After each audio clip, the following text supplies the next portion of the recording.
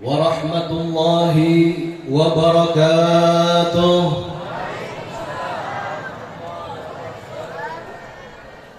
الحمد لله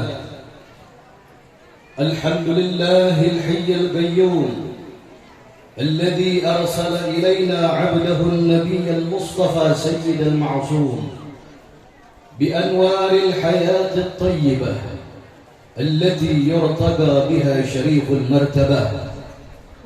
اللهم صل وسلم وبارك وكرم على عبدك المصطفى سيدنا محمد الذي خاطبتنا في شأنه وقلت يا أيها الذين آمنوا استجيبوا لله وللرسول إذا دعاكم لما يحييكم، وعلى آله وصحبه ومن سار في دربه من كل صادق مخلص، وعلينا معهم وفيهم برحمتك يا أرحم الراحمين. أما بعد. Pertama-tama yang sama-sama kita muliakan segenap habaib ibu-ibu syarifah yang tidak bisa kami sebutkan satu persatu karena sudah disebutkan oleh pembawa acara tadi, kiranya tidak mungkin lagi kami sebutkan satu persatu untuk mempersingkat waktu, yang juga tanpa mengurangi rasa hormat kami, rasa ta'zim kami kepada para habaib dan para syaraib sekalian. Juga yang sama-sama kita muliakan segenap asatidz, guru-guru agama, tokoh-tokoh masyarakat, tetua-tetua kampung yang juga tidak bisa kami sebutkan satu persatu dengan tanpa mengurangi rasa hormat kami kepada sampean semuanya. Yang juga yang kami muliakan segenap hadirin hadirat yang mudah-mudahan senantiasa kita dinaungi rahmat Allah Subhanahu wa taala. Amin ya rabbal alamin.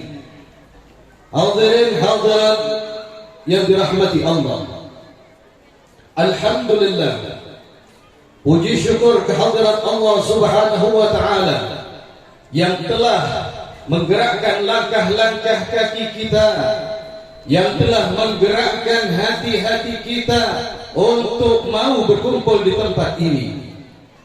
Alhamdulillah, puji syukur kehadirat Allah Subhanahu wa taala yang telah menuntun lisan-lisan kita untuk mau mengagungkan nama Allah dan mengagungkan nama Nabi Muhammad sallallahu alaihi wasallam. Mudah-mudahan taufik dan hidayah dari Allah senantiasa menyertai kita semuanya. Hadirin hadirat sekalian, berkumpulnya kita di tempat ini dalam rangka memperingati bulan kelahiran insan agung dan suci yaitu Nabi Muhammad sallallahu alaihi wasallam, dan juga berkumpulnya kita di tempat ini untuk memperingati haul dari Al-Habib Abdullah bin Alawi Bahashim rahimahullah rahmatul abrar. Mudah-mudahan Allah Subhanahu wa taala senantiasa mencurahkan limpahan rahmat kepada beliau. Amin ilahana amin.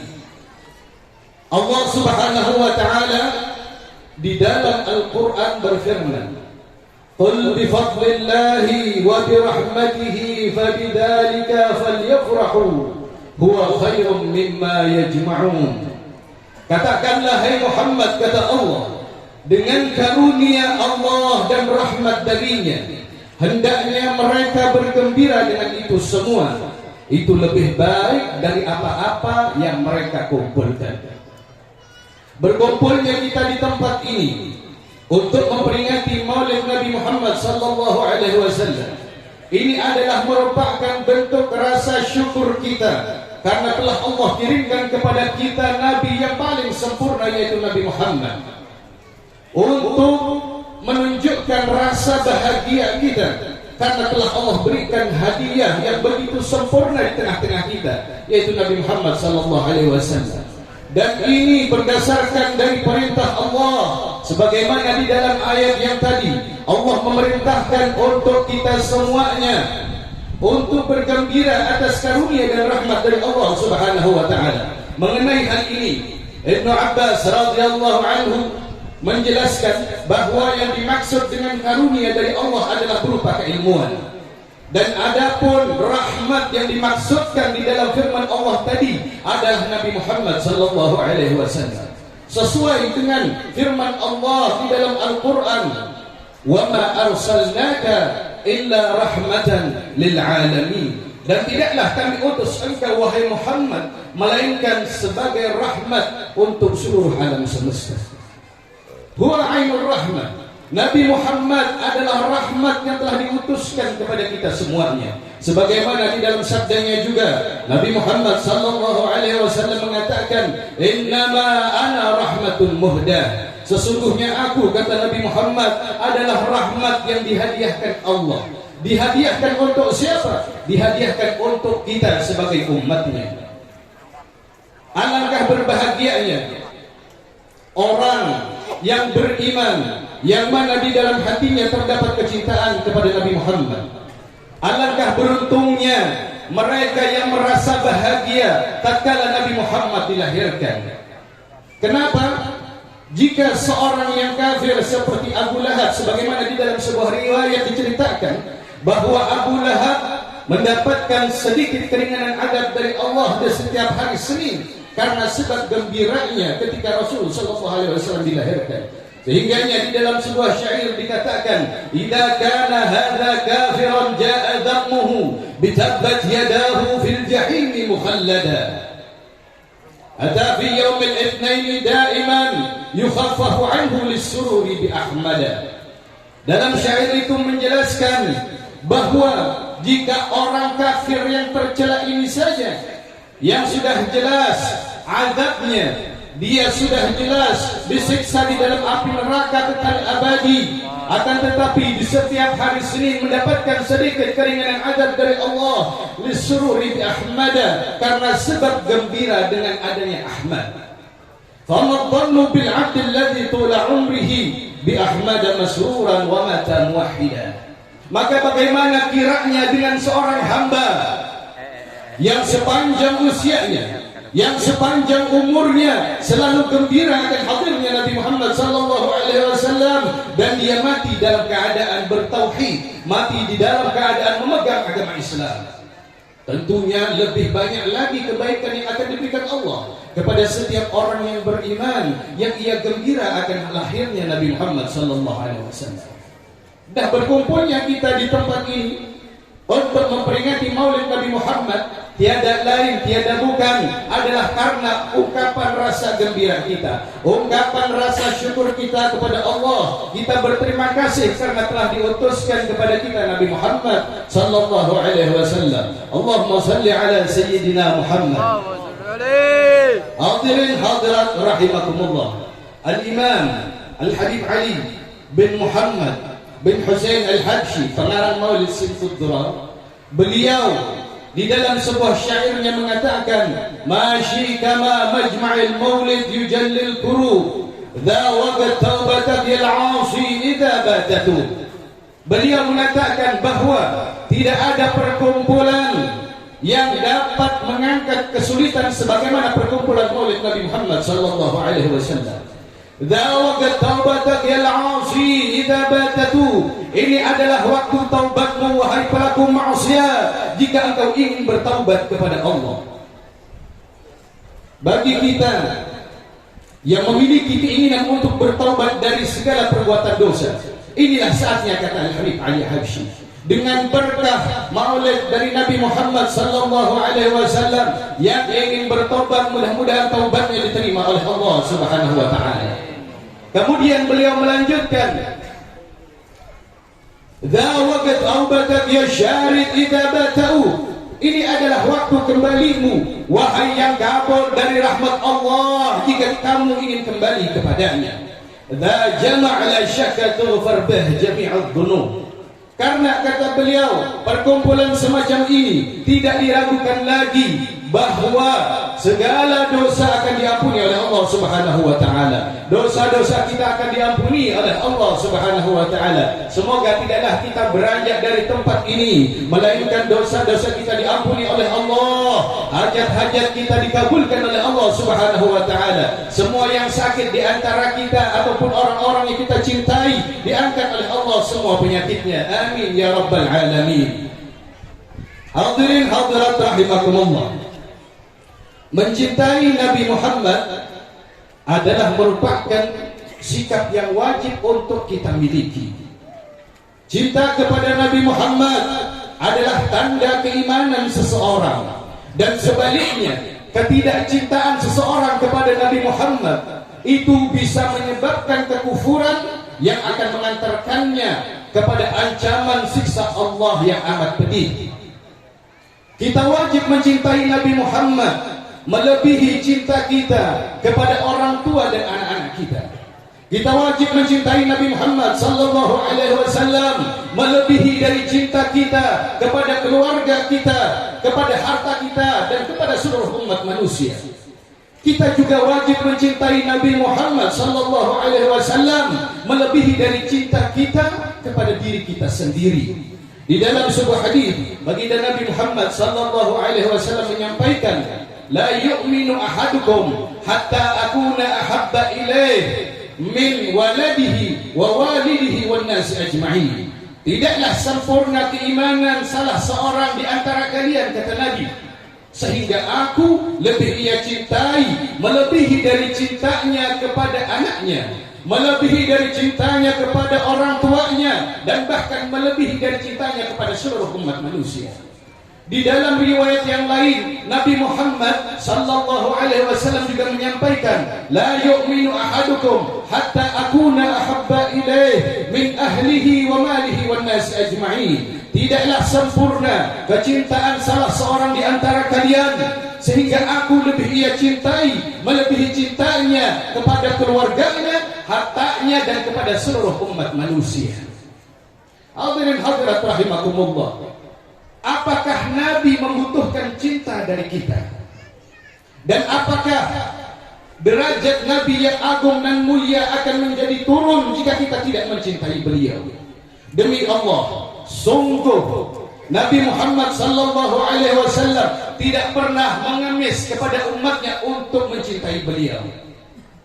Sungguh jika seseorang enggan untuk mencintai Nabi Muhammad, maka hal itu tidak akan dapat menurunkan derajat mulia dan agung yang ada pada diri baginda Nabi Muhammad sallallahu alaihi wasallam. Cinta seseorang kepada Nabi Muhammad itu tidak menambah kemuliaan untuk beliau, dan sebaliknya kebencian kepada Nabi Muhammad juga tidak membuat derajat beliau yang agung menjadi rendah. Karena apa? Karena sebab Nabi Muhammad, beliau sendiri adalah sosok yang telah dicintai. Beliau adalah sosok yang dimuliakan dan diangkat kekasih oleh Allah Subhanahu wa taala. Dan kalau begitu, kalau Nabi tidak membutuhkan cinta umatnya, lantas bagaimana dengan kita? Yang butuh untuk mencintai Nabi Muhammad adalah kita sebagai umat beliau. Tentunya cinta bukan hanya sekedar ungkapan di mulut saja. Yang dimaksud dengan cinta adalah kecintaan yang dibuktikan dengan peneladanan, yang dibuktikan dengan pengikutan terhadap ajaran-ajaran yang telah disampaikan oleh Nabi Muhammad SAW. Di dalam sebuah syair tentang kecintaan kepada Allah Subhanahu wa taala, di sana disampaikan, "Lau kunta hubbuka shadiqan la ata'tahu." Kalau seandainya cintamu itu benar adanya, niscaya engkau menaatinya. Li'annal muhibba liman yuhibbu muti'u. Karena sesungguhnya seorang pecinta pasti taat, pasti patuh kepada orang yang ia cintai. Jika kita mengaku cinta kepada Allah, apa buktinya cinta kita kepada Allah? Jika kita mengaku cinta kepada Nabi Muhammad, apa buktinya? Sudahkah kita menjalankan perintah kewajiban dari Allah? Sudahkah kita mengikuti sunnah-sunnahnya Nabi Muhammad? Lantas pantaskah kita sebagai umat mengaku sebagai pecinta Allah, pecinta Nabi Muhammad, sedangkan kita tidak betul-betul menjalankan hak-hak Allah, tidak betul-betul menjalankan hak-hak Nabi Muhammad sallallahu alaihi wasallam? Kalau kita memang betul mencintai beliau, maka mulai saat ini tanamkan niat di dalam hati kita untuk betul-betul menjaga setiap perintah kewajiban dari Allah, untuk betul-betul menjaga kesunahan-kesunahan Nabi Muhammad sallallahu alaihi wasallam, dan semoga dengan berkah niat yang baik Allah jadikan kita hamba-hamba yang selalu gemar untuk melakukan amal-amal kebaikan. Hadirin hadirat rahimakumullah. Di dalam sebuah riwayat, ketika peristiwa Fathu Makkah, atau yang dikenal dengan istilah Fathu Makkah, pembebasan kota Makkah maksudnya, yang mana pada saat itu baginda Nabi Muhammad sallallahu alaihi wasallam bersabda, la hijrata ba'da al-fathi, tidak ada lagi hijrah, kata beliau, setelah pembebasan kota Makkah. Apa maksud dari sabda Nabi Muhammad sallallahu alaihi wasallam? Para ulama menjelaskan, yang dimaksudkan oleh Nabi Muhammad bahwa tidak ada lagi kewajiban untuk kita umat berhijrah sebagaimana apa yang telah dilakukan oleh Nabi Muhammad, hijrah dengan para sahabat dari kota Makkah ke kota Madinah. Akan tetapi hijrah dengan makna yang lain akan tetap terus ada hingga akhir hayat. Dijelaskan sebagaimana sabda Nabi Muhammad sallallahu alaihi wasallam mengenai hijrah dalam bentuk meninggalkan segala macam perbuatan buruk dan berhijrah menuju atau menghadapkan dirinya kepada Allah dan Rasulnya. Di dalam hadis baginda Nabi Muhammad bersabda, innal hijrata khaslatan, kata beliau, sesungguhnya hijrah itu ada dua macam. Yang pertama antahjuras sayyi'at, yang pertama adalah engkau pergi meninggalkan perbuatan-perbuatan buruk. Jika dulu kita adalah orang yang gemar melakukan perbuatan-perbuatan buruk, gemar melakukan perbuatan-perbuatan maksiat, sering melanggar perintah-perintah Allah, maka berhijrahlah, tinggalkan keburukan-keburukan tersebut, tanamkan niat di dalam hati untuk tidak lagi ingin kembali melakukan hal buruk itu. Dan kemudian bentuk hijrah yang kedua, antuhajira ilallahi wa rasulih, engkau berhijrah menuju kepada Allah dan Rasulnya. Wala tangatul hijratu ma tuqbilatit taubah, kata Nabi, dan kewajiban hijrah tidak akan pernah terputus selama taubat masih diterima oleh Allah Subhanahu wa taala. Artinya kita masih diwajibkan untuk hijrah. Kemudian beliau melanjutkan, wala tazalu taubatu maqbulatan hatta tadlu asy-syamsu minal maghrib, dan taubat akan senantiasa diterima oleh Allah sehingga matahari terbit dari barat. Artinya telah tiba hari kiamat. Fa idza tala'at, apabila matahari telah terbit dari barat, tubi'a ala kulli qalbin bima fi, maka setiap hati distempel dengan apa-apa yang ada di dalamnya. Wa kufiyan nasul amal, dan manusia dicukupkan dari segala macam amalan. Artinya kalau sudah terjadi hari kiamat, tidak ada lagi yang namanya taubat. Allah sudah tidak menerima lagi yang namanya taubat.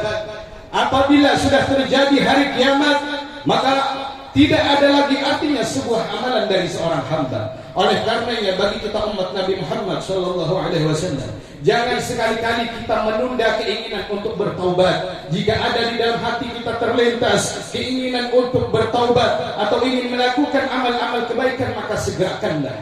Karena tidak ada satupun di antara kita yang mengetahui kapan akan terjadinya kiamat. Tidak ada satupun di antara kita yang mengetahui kapan ajal akan menjemput kita. Dan mudah-mudahan Allah Subhanahu wa taala memberikan akhir yang baik untuk kita semua. Amin ya rabbal alamin.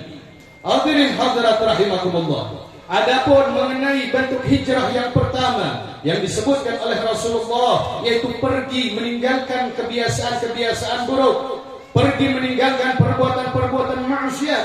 Ini sudah sangat jelas terpampang di dalam Al-Quran, sebagaimana firman Allah Subhanahu wa taala yang berbunyi, ya ayyuhalladzina amanu innamal khamru wal maisiru wal ansab wal azlamu rijsum min amali syaitan fajtanibuhu la'allakum tuflihun. Allah berfirman, wahai orang-orang yang beriman, kata Allah, Sesungguhnya al-khamru, minum-minuman keras, wal maisir, perjudian, wal ansar, dan kurban untuk berhala-berhala, wal azlam, dan mengundi nasib dengan anak panah, rijsun min amal syaitan. Itu semua adalah perbuatan keji dan termasuk kepada perbuatan syaitan. Wajtanibuh, maka jauhilah, kata Allah, jauhilah hal-hal tersebut, la'allakum tuflihun, agar kalian beruntung. Allah telah memerintahkan kita untuk meninggalkan segala macam perbuatan buruk. Oleh karena itu ulama menjelaskan bahwa wajib hukumnya bagi setiap muslim untuk menjaga anggota tubuhnya dari perbuatan-perbuatan buruk. Wajib hukumnya bagi setiap muslim untuk menjaga tubuhnya dari perbuatan-perbuatan maksiat. Wajib hukumnya juga bagi setiap mereka untuk menjaga hati dari perbuatan-perbuatan maksiat. Di dalam hal ini Al-Imam Ahmad bin Zaid Al-Habsyi menjelaskan bahwa beliau mengatakan diwajibkan bagi kita setiap muslim untuk menjaga 7 anggota tubuh kita dari perbuatan-perbuatan maksiat. Apa saja 7 anggota tersebut? Dijelaskan oleh para ulama bahwa 7 anggota tubuh itu yang pertama adalah al-batnu, perut. Dan kemudian yang kedua al-lisan, lidah. Kemudian yang ketiga al-ain, mata. Kemudian yang keempat al-udhun, telinga. Lalu yang kelima al-yad, tangan.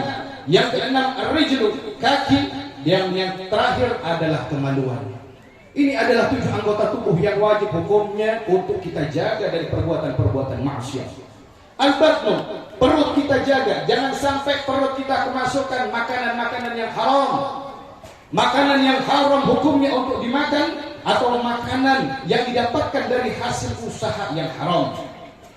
Gawiannya ketujuh menipu orang misalnya, dimakan, maka ini haram hukumnya. Makan di warung, ambil 3 buting wadai, bepada sebuting aja. Ini juga haram, karena telah mendustai yang ampun warung. Hindari di dalam menjaga perut dari hal-hal yang diharamkan oleh Allah Subhanahu wa taala. Kita lihat bagaimana seorang sahabat Nabi yang bernama Abu Bakar As-Siddiq menjaga perutnya dari makanan-makanan yang haram. Di suatu hari Sayyidina Abu Bakar pergi keluar rumahnya, dan kemudian beliau kembali ke rumah, yang mana di dalam rumahnya terdapat segelas susu yang ada di atas meja. Nah, di riwayat itu diceritakan bahwa di antara kebiasaan Sayyidina Abu Bakar As-Siddiq, beliau ini adalah orang yang sangat hati-hati terhadap makanan maupun minuman.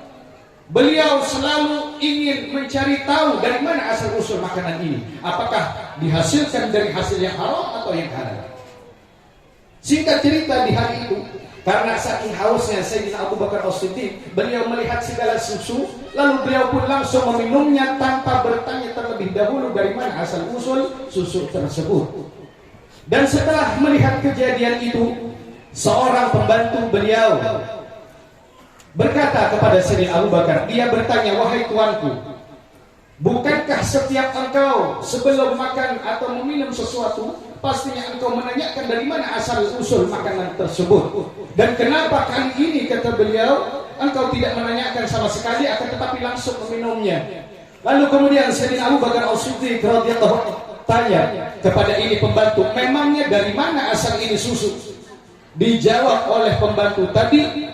Dia bercerita, wahai tuanku, dahulu sebelum datangnya Islam, sebelum saya memeluk agama Islam, pekerjaan saya ini adalah kahin, dukun. Kerjaannya dukun, yang mana kerjaan saya ini meramal nasib orang-orang.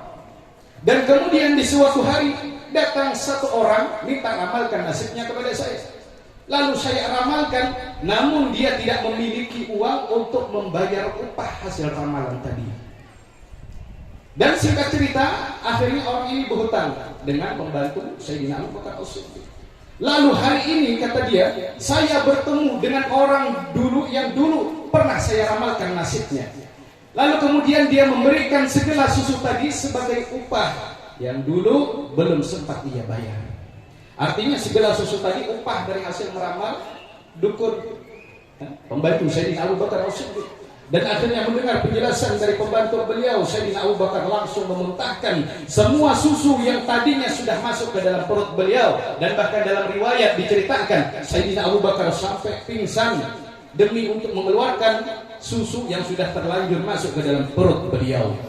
Dan ketika beliau hadir, beliau sadar, beliau pun berkata kepada pembantunya, ketahuilah, kalau seandainya nyawa aku harus kehilangan nyawaku demi untuk mengeluarkan semua makanan haram yang telah masuk ke dalam perutku, aku rela, kata beliau, karena aku pernah mendengar sabda dari baginda Nabi Muhammad sallallahu alaihi wasallam, kullu lahmin nabata min haram fannaru aula bih. Setiap daging yang tumbuh dari makanan yang haram, maka neraka adalah tempat yang pantas baginya. Hadirin hadirat sekalian, oleh karena itu jagalah perut kita dari makanan-makanan yang haram. Jangan sampai perut kita kemasukan makanan yang haram. Nah, itu yang pertama, al-batnu. Dan yang kemudian kedua, al-lisan. Jagalah lidah kita, jangan sampai lidah kita menyakiti hati orang lain. Jangan sampai hati kita, lidah kita mengeluarkan kata-kata yang dapat mendatangkan kemurkaan Allah Subhanahu wa taala. Gunakan lidah kita untuk hal-hal yang bermanfaat, untuk berzikir, untuk membaca salawat kepada Nabi Muhammad sallallahu alaihi wasallam. Dan kemudian anggota tubuh selanjutnya al-udhun. Pergunakan telinga kita untuk mendengar hal-hal kebaikan. Mata kita gunakan untuk melihat kepada hal-hal yang baik. Jangan sampai mata kita gunakan untuk melihat yang haram. Dan juga anggota tubuh yang lainnya, tangan, kaki kita, kemaluan kita, kita jaga. Semoga dengan berkah kita menjaga semua anggota tubuh, Allah Subhanahu wa taala menjaga kita dari segala macam perbuatan maksiat. Amin ya rabbal alamin.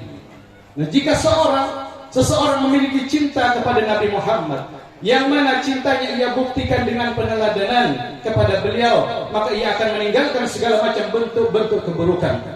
Hadirin hadirat rahimakumullah. Dan kemudian bentuk hijrah yang kedua, an-tuhajira ila Allah wa rasulih, bahwa engkau berhijrah menuju kepada Allah dan Rasulnya. Setelah berhijrah, pergi meninggalkan segala macam perbuatan buruk, kemudian diarahkan dirinya kepada Allah, betul-betul menjalankan segala perintah Allah Subhanahu wa taala. Setiap kewajiban yang Allah wajibkan, dari salat 5 waktu, berpuasa Ramadan, bayar zakat, naik haji, dan semua kewajiban-kewajiban yang lainnya akan ia laksanakan. Inilah bukti orang yang mencintai Allah dan Rasulnya. Maka kalau kita betul-betul mengaku cinta kepada Allah dan Rasul, mari kita buktikan hal tersebut. Kita niatkan di dalam hati ini, tidaklah kita pulang beranjak dari tempat ini, melainkan kita akan menjalankan semua kewajiban-kewajiban dari Allah. Dan mulai saat ini niatkan di dalam hati kita untuk sedikit demi sedikit mengikuti kesunahannya Nabi Muhammad sallallahu alaihi wa alihi wasallam.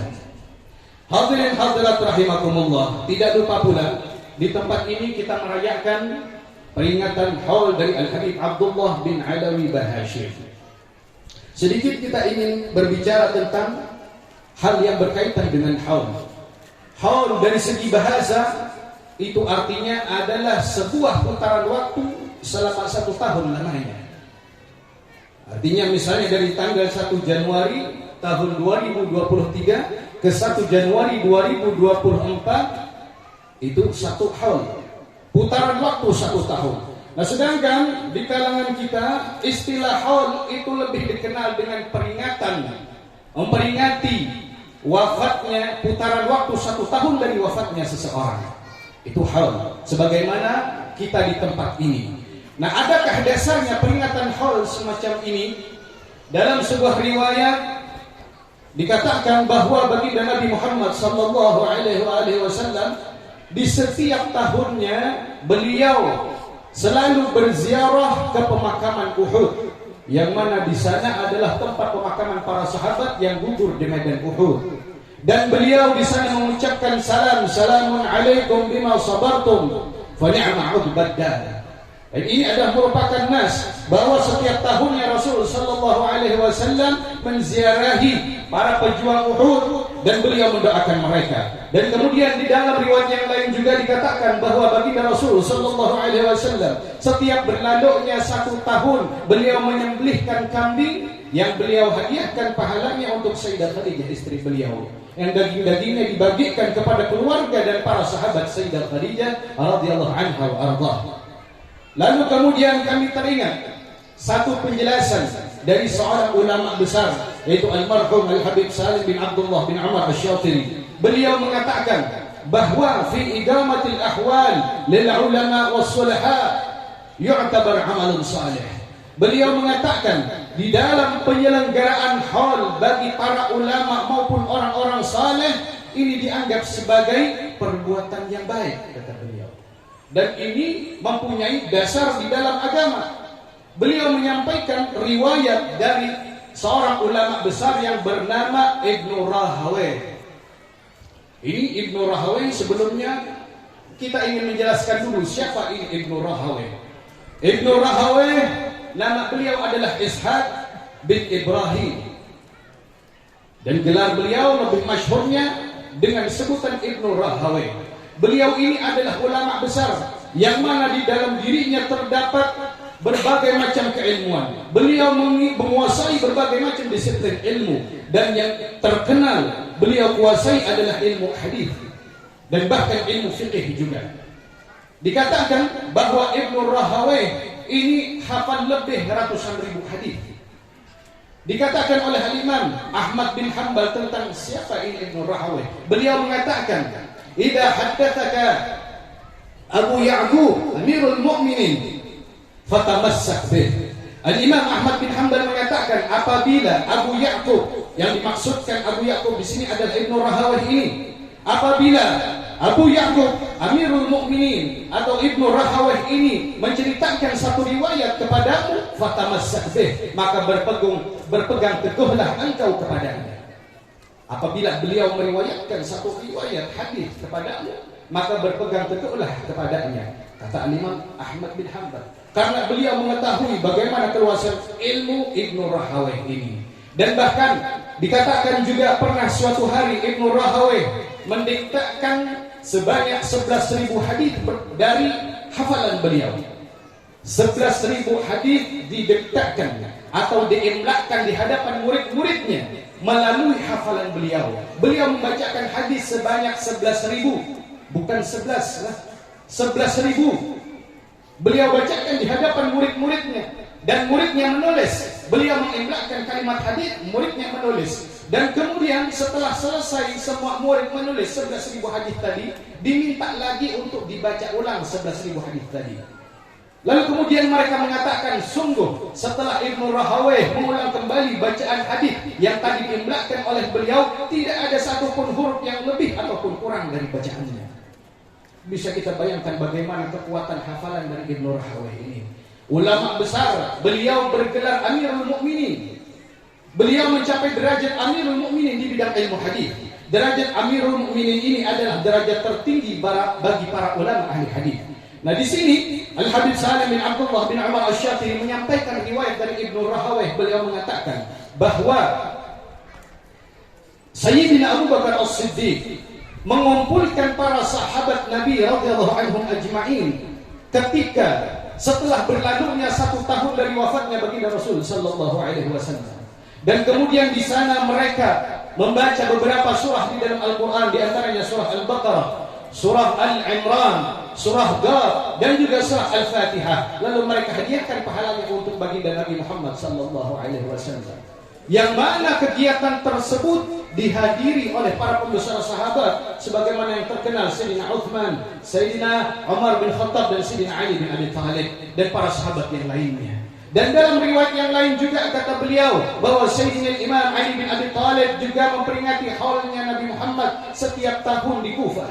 Begitu juga dengan Imam Hasan al-Basri radhiyallahu anhu ajma'in. Nah, kiranya kata beliau, dalil yang telah kami sampaikan ini cukup untuk memperingati haul orang-orang saleh, karena itu adalah sangat baik, kata beliau.